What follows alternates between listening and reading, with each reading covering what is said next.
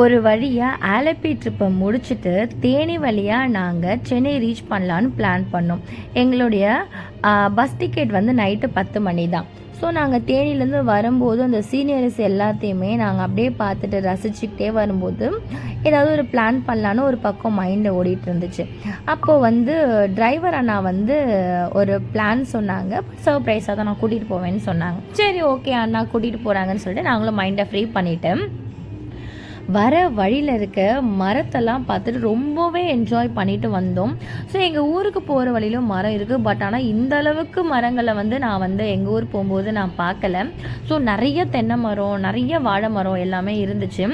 ஒரு வழியாக ஒரு இடத்துல போய் பார்க்கும்போது நிறைய புளிய மரம் இருந்துச்சு. எங்கள் ஊர்லேயும் புளிய மரம் இருக்குது. பட் ஆனால் இவ்வளோ பெரிய பெரிய பழத்தை வந்து நான் பார்க்கல. சாப்பிடும்போது அவ்வளோ ஸ்வீட்டாக இருந்துச்சு. எனக்கு ரொம்பவே பிடிச்சிருந்தது.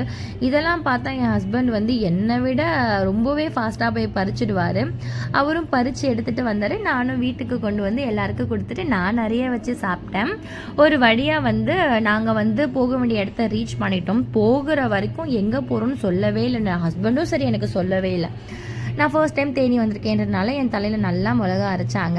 ஸோ இந்த பக்கம் என்ன தண்ணி ஏதோ போகிற மாதிரி இருக்கே, ஓகே ஏதோ ஒரு சின்ன அருவி மாதிரி எங்கேனா கூட்டிகிட்டு போவாங்க அப்படின்னு நான் பார்த்தேன். அப்புறம் அந்த அண்ணா சொன்னாங்க இந்த பக்கம் ஒரு சின்ன ஒரு தொட்டைப்பாலம் மாதிரி இருக்குது. தொட்டைப்பாலம்னா என்னன்னே எனக்கு தெரியாது. நான் போகும்போது நிறையா என்னென்னவோ நினச்சி போனேன். பட் ஆனால் அங்கே போய் பார்த்தா அவ்வளோ பெருசாக இருக்குங்க தொட்டிப்பாலம் அப்படின்றது. இந்த பக்கம் இருந்து போய் பார்க்கும்போது எனக்கு எதுவுமே தெரியல. பட் ஆனால் அங்கே கடந்த முள்ளெல்லாம் நகர்த்திட்டு அந்த பக்கம் போய் பார்த்தா ஆத்தாடி எவ்வளோ பெரிய பாலமாக இருக்குது. அது மட்டும் இல்லாமல் அங்கே மேலேருந்து பார்க்கும்போது எனக்கு தலையே சுற்றிடுச்சு. எனக்கு ஹைட்டுனா சரியான ஃபியரு. என்னோடய ஹஸ்பண்ட் வந்து இங்கேருந்து அந்த கோடிக்கு போயிட்டு அங்கேருந்து திருப்பி ஸ்விம் பண்ணிகிட்டே வராரு. ஸோ அவருக்கு ஸ்விம் பண்ண தெரியும் அப்படின்றனால எப்படியெல்லாம் பண்ணுறாரு பாருங்கள். கூட வந்தாங்களே அந்த பொண்ணுக்கு ஸ்விம்மிங் தெரியாதே பாவமே, அதெல்லாம் இல்லை. அவர் பாட்டுட்டு செம்மையாக என்ஜாய் பண்ணார். நானும் அதை பார்த்து ரொம்ப ஹாப்பியாக இருந்தேன். ஸோ சென்னை வந்துட்டா ஆஃபீஸு ஒர்க்கு அந்த மாதிரி தான் இருப்பாங்க. ஸோ அவரும் வந்து பார்க்க என்ன நல்லா கிண்டல் பண்ணிவிட்டு நல்லா ஒழுங்கேற்றிட்டு வந்து அவரும் செம்ம என்ஜாய் பண்ணார். ஒரு வழியாக வந்து நீயுமே இறங்கியே ஆகணும் அப்படின்ட்டு என்னை வலுக்கட்டாயமாக உள்ளே வந்து டிரைவரெல்லாம் ஒரு இறக்கி விட்டுட்டாங்கங்க.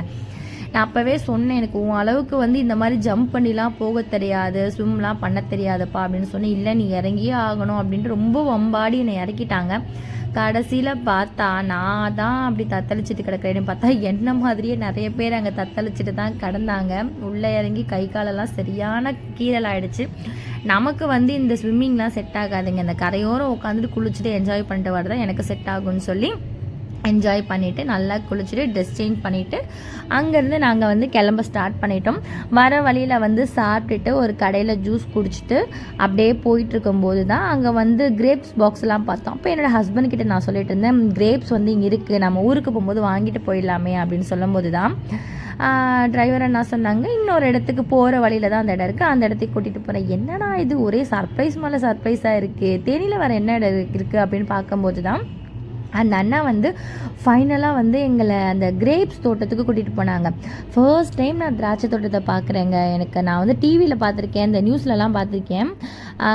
எனக்கு வந்து இது நேரில் பார்க்க இவ்வளோ அழகாக இருக்கும் அப்படின்றதுலாம் எனக்கு தெரியாது. ஒரு வழியாக வந்து ஒரு பக்கம் போய் பார்க்கும்போது வேலி போட்டு அடைச்சி வச்சுருந்தாங்க. அந்த பக்கம் போகக்கூடாது, அது இப்போ தான் போட்டிருக்கோம் அப்படின்ற மாதிரி சொன்னாங்க.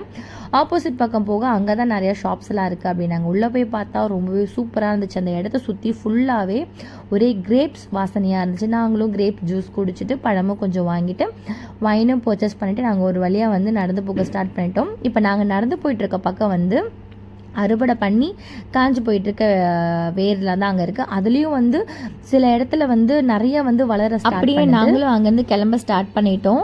இந்த வீடியோ உங்களுக்கு பிடிச்சதுன்னா கண்டிப்பாக வந்து எனக்கு ஒரு லைக் பண்ணி ஷேர் பண்ணுங்கள். தேங்க்யூ ஃபார் வாட்சிங்.